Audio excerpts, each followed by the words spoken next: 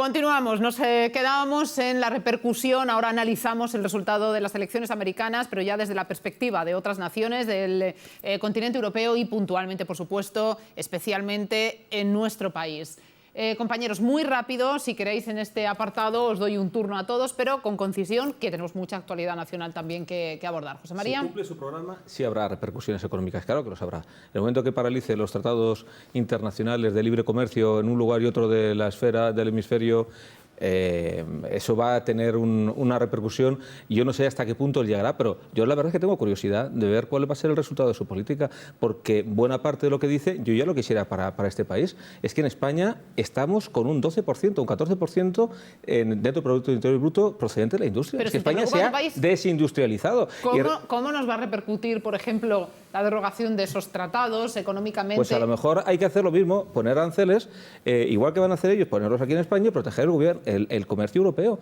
Hay que proteger el comercio europeo, hay que proteger la industria europea. ¿Por qué se tiene que ir todo a China? ¿Se tiene que ir a Vietnam? ¿Por qué se tiene que ir a Marruecos? ¿Por qué tenemos que estar nosotros vistiéndonos ropa que está fabricada en Marruecos de empresas que son españolas, que le están quitando el trabajo a los españoles para llevárselo a otros lugares? ¿Por qué no se hace aquí? ¿Quién ha levantado a España? Es que para mí cae de cajón. Yo tengo mucha curiosidad por ver hasta dónde llega, porque tengo mis dudas de que le dejen hacer todo lo que él ha dicho. Pero si lo hace, claro, es otro paradigma. Vamos a cambiar, probablemente empiece a cambiar. Venga, Jesús. El sistema en los Estados Unidos tiene suficientes mecanismos de contrapeso donde, como decía Nacho, no hay partidos políticos fuertes y le va a tocar negociar incluso con sus propios correligionarios del Partido Republicano. ¿No hay muchos paralelismos con la Congreso. situación política de nuestro país? Estáis describiendo escenarios que son muy distintos. Vamos a ver, es cierto que los últimos 15 años el proceso de globalización y demás ha afectado a muchos territorios. Por ejemplo, el frenazo que ha sufrido la firma del TTIP por parte del posicionamiento de Valonia. Valonia, como territorio belga, sucedió exactamente lo mismo. Uno de los primeros territorios industrializados, primera y segunda revolución industrial, pero un proceso de desarticulación de minería, siderurgia, todo ese ámbito. Pues bueno, al final esos son los que han frenado. En el caso de Estados Unidos ha sido el mismo proceso y la enfermedad es la misma. La cuestión es cómo en Europa se leen los síntomas y se le proponen las soluciones. Pero también habrá que ver, porque donde sí es fuerte el presidente de los Estados Unidos es como comandante en jefe de las Fuerzas Armadas y como responsable de la acción exterior. Es más poderoso fuera de sus fronteras que dentro. Y tendremos que ver con seguimiento el tratamiento de la guerra de Siria. Entonces, el temor que hemos estado pulsando en los días posteriores al resultado de las elecciones se debe quizá al miedo un poco lógico de las políticas más rupturistas, menos convencionales, que de alguna manera dan giros a las estrategias llevadas en cada uno de los países. Según vuestros argumentos, no hay ninguna motivación, ¿no?, para este terror internacional. Sí hay motivación. Claro que lo hay. Para el gran capitalismo financiero que no conoce patrias, para ese, claro, ese sí que está temblando. Eso está muy claro. Yo creo que realmente no va a pasar absolutamente nada.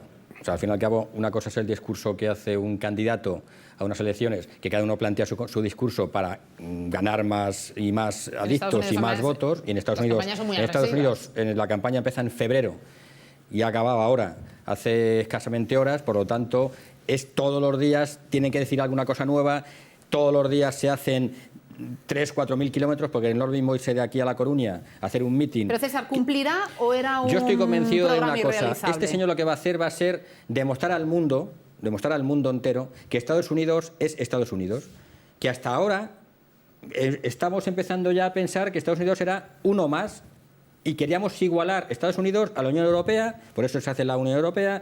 Estamos igualando a Rusia y al Putin con Estados Unidos, y este hombre lo que ha dicho: señores, primero Estados Unidos y luego todo el mundo. Por lo tanto, claro que habrá algún cambio, pero no creo que sea el cambio ese excesivo que todo el mundo de la prensa ha venido diciendo, que este es el populismo y esto es la debacle económico mundial. Yo entiendo que no. Centrándome en España. En España, el gobierno español lo que va a intentar hacer es seguir la trayectoria política que estaba llevando de política exterior con Estados Unidos.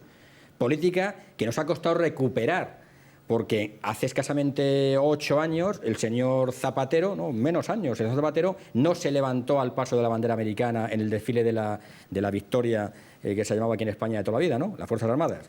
Por lo tanto, eso supuso una crisis política entre España y Estados Unidos que nos ha costado recuperar y que solamente se ha recuperado con la intervención y la astucia del ministro de Asuntos Exteriores español y del presidente del Gobierno. Por lo tanto, España, en principio, ¿no ha quedado es un aliado... tu pullita con la calificación del desfile de las Fuerzas Armadas? Exactamente. Pero dicho lo cual, Ignacio... Análisis desde fuera de... ¿Le has dejado ya? Bueno, vamos a ver, hay una cuestión que sí tenemos que tener clara. Es decir, Estados Unidos siempre ha sido imperialista. Entonces, como tal, no se va a quitar esas formas y esas maneras. ¿Influencia que va a tener Europa? Por supuesto que va a tener. Pero que Europa tiene una cultura que no tiene Estados Unidos. ¿Sabes? Estos pueden tener el mundo económico. Nosotros tenemos el mundo de la cultura. Nosotros tenemos el mundo de la historia. Estados Unidos no tiene el mundo de la historia. Eso sí va a prevalecer. Entonces, a mí me parece pero no será en historia democrática, porque ahí...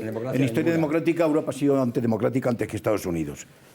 Pero vuelvo a repetir, siempre Europa, por supuesto. Europa está clara de Estados Unidos. Yo creo que no es cuestionable la historia de la democracia en América. Hay una cuestión que de verdad que me choca, es decir, a veces de verdad se hacen comentarios que a veces son totalmente ridículos. Que nos dejas perplejos, es verdad. No, es que lo que acaba de decir, es que lo que acaba de decir, no, es que lo que acaba de decir, el que acaba de decir ahora mismo César. Pues me ha sorprendido, es decir, que se rompen unas relaciones exteriores como consecuencia de que un señor... Vamos a ver, un momento. No, pero ahí no vamos a entrar. Es otro debate que, por cierto, no es porque no se pusiera de pie, es porque no mostró respeto. No mostró respeto al signo que representa la nación americana, y los americanos en este sentido sí salvaguardan mucho el reconocimiento de sus símbolos y el respeto a los mismos. Solo una cosa al respecto de esto. Nos costó un contrato de mantenimiento de la sexta flota en las bases de Rota. Y ahí nos costó un montón de puestos de trabajo y de dinero. Ese no levantarse. Podemos irnos ahí. Tenemos demasiada materia actual, César, no podemos ir. Concluyendo. Somos un socio preferente de los Estados Unidos. Tenemos una situación privilegiada. Se habla el segundo idioma en los Estados Unidos, más de 40 millones de personas. Es imposible que nuestra relación con ellos, con un gobierno como el del Partido Popular, vaya a peor, sino todo lo contrario, a mejor. Con Zapatero fue un desastre. Nos vamos precisamente, ya que os veo con ganas, a la política nacional. Como saben, por fin se consiguió la investidura de Mariano Rajoy. Vamos a ver una imagen. El resultado que les recordamos que tienen más que conocido. Votos a favor 170, votos en contra, los noes 111, abstenciones 68. Aquí ya contabilizamos los famosos 15 disidentes del Partido Socialista que se saltaron las directrices dadas por el comité y que decidieron... Son dentro del ejercicio que ellos tienen. Bien, pero disidentes en cuanto a las directrices que se les habían dado, y de hecho ya se están valorando incluso sanciones al respecto, que van a ser multas económicas. Pero que esa disidencia, si viene de un comité, es decir, de un comité que está completamente ilegal, pues no tiene ningún tipo de influencia. Es que también hay que hablarlo. Es decir, ¿cómo recogía la prensa la investidura de Rajoy? Nuevamente, y para intentar ser lo más imparciales posibles, El País: Rajoy elegido presidente con la abstención del Partido Socialista tras 315 días. Rajoy pone sus límites. Es verdad que marca una posición más definida después de una flexibilización absoluta antes de esa investidura. Para La Vanguardia, Rajoy logra la presidencia con el desgarro del Partido Socialista. También hay frases, en este caso, muy incisivas en relación, casi todas ellas, a la crisis innegable a nivel interno del Partido Socialista y cómo esta ha podido influenciar en la investidura de Rajoy, de momento evidenciándose una fractura, incluso con rebeldía de esas pautas a seguir. Insisto, no es discutible porque ya se están estudiando las sanciones al respecto, pero en este caso vamos a pasar con mucha celeridad, compañeros, porque sí estamos intentando recoger en este sentido la actualidad de las dos últimas semanas, a falta del programa anterior de esa actualidad. Voy a ir muy directa y os pido, por favor, respuestas de la misma forma. ¿Qué va a pasar con Sánchez? De momento se ha marchado, sabemos que abandonó también su escaño y apela ya a las bases para intentar liderar de nuevo el Partido Socialista. Se habla de la posibilidad de que se presente para conseguir de nuevo la Secretaría General. ¿Esto es así? Sí, está dentro de la legitimidad que tiene cualquier... No te pregunto militante. Si es legítimo, te pregunto si es así, es decir, si esta información yo no he es hablado verídica. con él personalmente, yo por lo que están diciendo... Claro, es decir, no, hombre, es que si le llamas personalmente dices que venga al programa. No, vuelvo a decir, efectivamente, según están diciendo, pues lógicamente él se quiere proponer, es decir, para presentarse a las primarias, pero siempre y cuando cumpla los requisitos del tanto por ciento de avales, que nosotros, gente en el Partido Socialista, estamos en contra de los avales, sino que sea dos vueltas, es decir, que pueda entrar cualquier persona y el que consiga el 15% de votos entra a la segunda vuelta. Eso sí sería, porque ahora mismo los avales siempre son una trampa. Y las trampas conducen efectivamente a atentar fundamentalmente al ejercicio del derecho a libertad que tanto se preconiza en los partidos, el Partido Socialista. ¿Qué va a ocurrir con la relación entre el Partido Socialista Central, aunque ya se podría prescindir incluso del último término, en relación al PSC?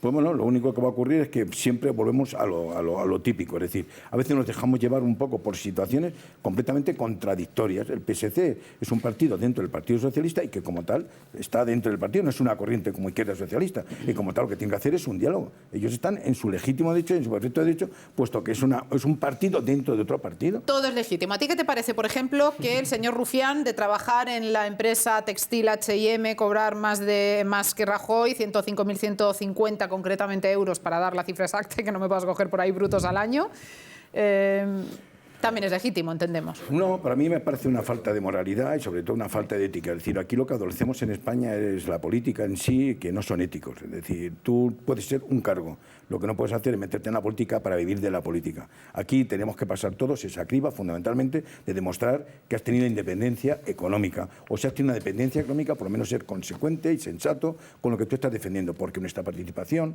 como militantes de un partido es para transformar la sociedad, no para enriquecernos de la propia sociedad. Y con respecto a esas manifestaciones que han centrado también parte de la atención, ya no dentro del Congreso, sino de puertas para afuera, con incluso algunas manifestaciones muy hirientes a determinados diputados. Y no me estoy refiriendo ahora a ningún partido en concreto, dentro de que, en honor a la verdad, en el último programa preveíamos unas sublevaciones en esas manifestaciones que llamaban a rodear el Congreso, que, bueno, pues no exentas de incidentes, porque siempre algún conflicto se produce, no fueron tan convulsas como muchos temíamos. En honor a la verdad, yo creo que hace falta también matizar este comentario, pero sí es cierto que se increpó y se provocó a determinados diputados. Hombre, no es plausible, pero dentro del ejercicio de la libertad de expresión se pueden presentar ciudadanos. Que era muy legítimo. Es decir, no, es que el Partido Popular, en contra del gobierno socialista, ha tenido 1000 manifestaciones con la propia Iglesia. ¿Y qué pasa? Bueno, Antes hemos ido ahí. No, pero es que enseguida aquí solamente veis en el otro lado, es decir, en general.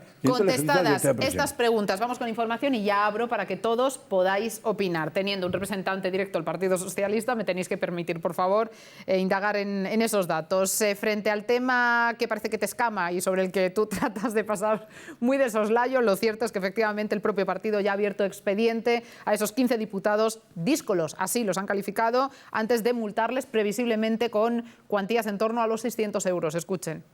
Se cumple el plazo para que los 8 representantes socialistas que rompieron la disciplina de voto en la investidura de Mariano Rajoy presenten las alegaciones que evitarían que el grupo parlamentario socialista les imponga sanciones. La idea de los diputados es apelar a la conciencia. Además, cada uno añadirá algún matiz relativo a sus circunstancias concretas.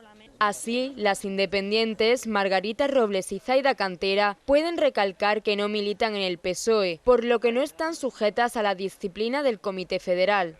Por su parte, los baleares Sofía Hernández y Pere Joans Pons subrayarán que su federación defendió el no a Rajoy hasta el último minuto y que en su defecto reclamó libertad de voto. Lo mismo pueden argumentar el vasco Odón Elorza, la gallega Rocío de Frutos o la castellano-leonesa María Luz Martínez Seijóo. Una vez recibidas las explicaciones, el instructor del procedimiento, Luis Carlos Sauquillo, las trasladará al comité director del grupo para que tome una decisión. Este órgano lo trasladará al Comité Permanente Socialista, que será quien finalmente decida las posibles sanciones o si permite que la gestora del PSOE imponga sus propias medidas disciplinarias. Compañeros, con respecto al antes y después de ese momento de la investidura, y muy rápidamente, porque tenemos que llegar a la conformación del Gobierno, ya tenemos composición del Ejecutivo. Solo quiero decir que el señor Sánchez es un cadáver político, está claro, y lo está demostrando con sus paseos que hace por Estados Unidos y con su cochecito que dice que va a ir asamblea por asamblea. No tiene nada que hacer. Y el Partido Socialista, vuelvo a repetir lo que digo siempre, pierde el tiempo si no elige pronto un candidato, pierde el tiempo si no convoca un comité, o sea, un Congreso Federal rápidamente. Y digo, gracias a Dios, y repito, los 17 miembros del Comité Federal que dimitieron en su momento nos han salvado de un caos en este país. Si el Partido Socialista se pone de acuerdo con Podemos, estamos en la ruina más absoluta. Yo creo que justo lo contrario. Yo creo que el Partido Socialista lo que tiene que hacer es ganar tiempo, que las cosas no vayan demasiado rápido, porque si va demasiado rápido se puede encontrar con un conflicto interno bastante acusado.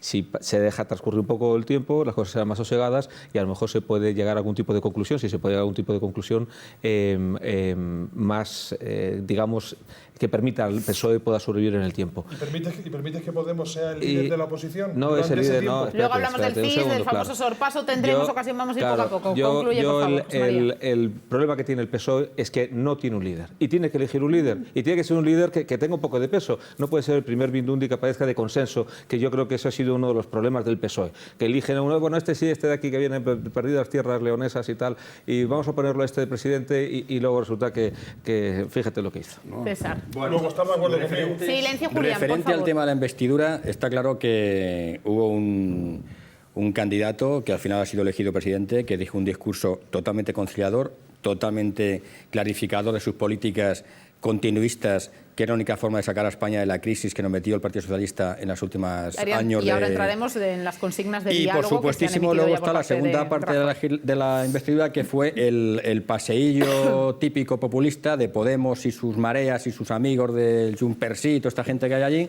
que cuando está interviniendo el portavoz del Partido Popular, pues entonces se levantan, bueno, no sé si os acordáis la actitud que tuvieron, incluso se fueron del Congreso con la única intención de ir a las cámaras, que es lo que más le gusta al señor Pablo Iglesias, llamar la atención en Facebook y en cámaras particulares privadas, porque dentro de lo que es el círculo parlamentario tiene muy poquito ya que aportar. A Podemos se le está acabando ya la mecha y por lo tanto lo que necesita es movilizaciones en la calle, llama a la alarma contra el gobierno, a manifestarse, a huelgas, en fin, esa es la política populista de Podemos. Y el Partido Socialista, para acabar ya con el tema parlamentario, decir que lo que ha hecho es lo que tenía que hacer, al final ceder un paso atrás.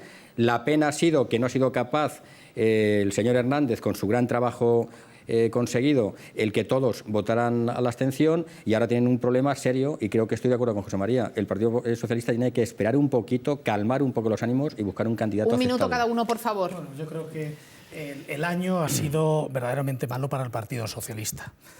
Yo, al principio del año, después de las elecciones, cuando correspondía, consideraba que una gran coalición era algo verdaderamente malo para el Partido Socialista, pero sí que era bueno una negociación para una abstención verdaderamente cara, incluso que le hubiera costado en su momento la cabeza a Rajoy y poder haber negociado un cambio de políticas. Al final se ha terminado dando y sin ninguna contraparte negociada a cambio. Ahora la cuestión está que puede venir.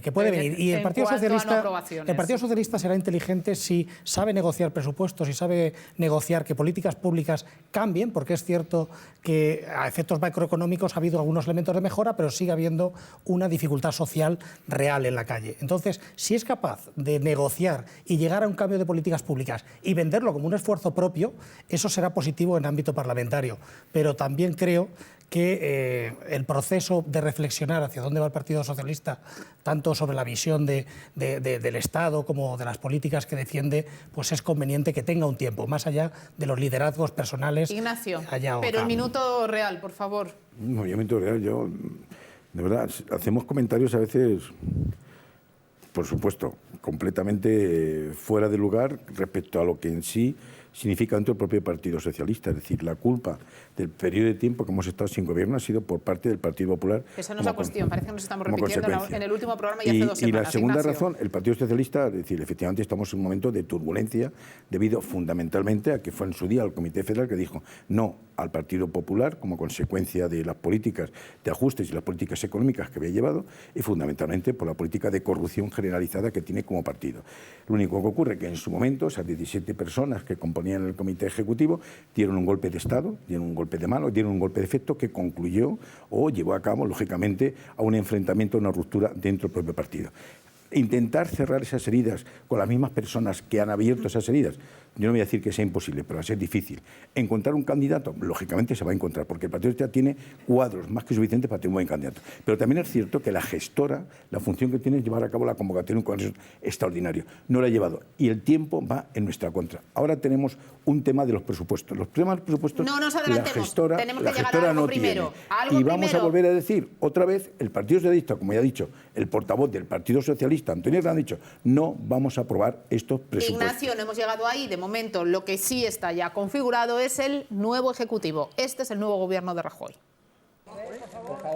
El presidente del gobierno, Mariano Rajoy, ha presentado este viernes a los ministros en el Palacio de la Moncloa. Tanto los nuevos como los ya conocidos han posado en la primera foto de todos ellos juntos. Poco después se ha celebrado el primer Consejo de Ministros, en el que Mariano Rajoy ha hecho las primeras peticiones.